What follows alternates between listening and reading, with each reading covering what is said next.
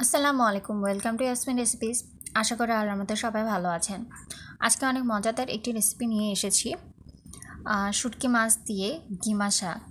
GiMA শাক তো অনেকেই চেনেন, গ্রামে অনেক বেশি দেখা যায় এই শাক। তো আজকে এই শাক দিয়ে রেসিপি বানাবো।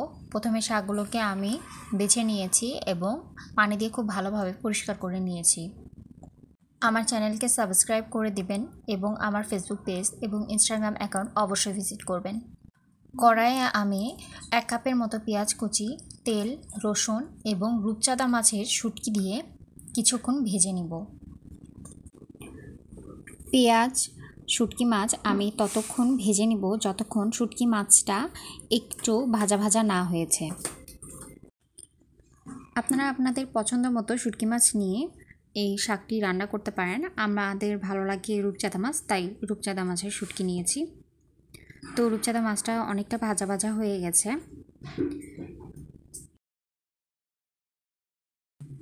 এক চামচ আদা বাটা, 1 চামচ রসুন বাটা এবং 1 চামচ হলুদ গুঁড়া দিয়ে কিছুক্ষণ ভেজে নিব।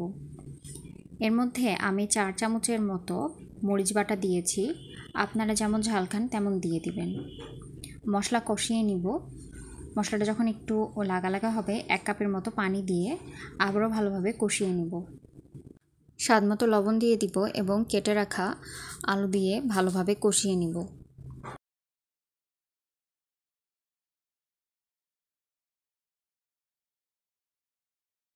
এখন গিমা শাকগুলো দিয়ে দিব। আমি গিমা শাকের পরিমাণটা অল্প নিয়েছি। গিমা শাক করলার মতো তিতা হয়, তাই অল্প পরিমাণে ব্যবহার করতে হবে।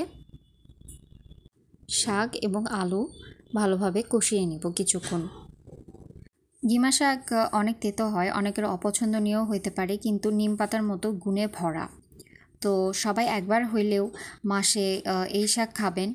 এটি শরীরে অনেক উপকার করে। কষানো হয়ে গেছে। এখন আমি এর মধ্যে পরিমাণ মতো পানি দিয়ে ঢাকনা দিয়ে সিদ্ধ করতে রেখে দেব।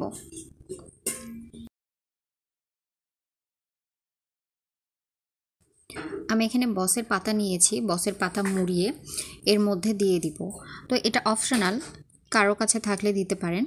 এবং এর সাথে 1 চামচ গরম মশলা দিয়ে দিব।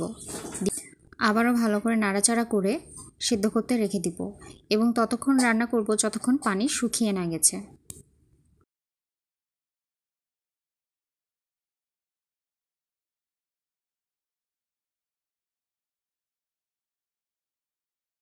পানি যতক্ষণ শুকিয়ে না গেছে ততক্ষণ নাড়াচাড়া করে কষিয়ে নিব।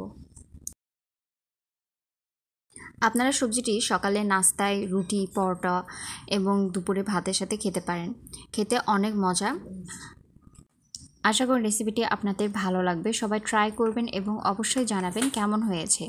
তো সবাই ভালো থাকবেন, সুস্থ থাকবেন। আল্লাহ হাফেজ।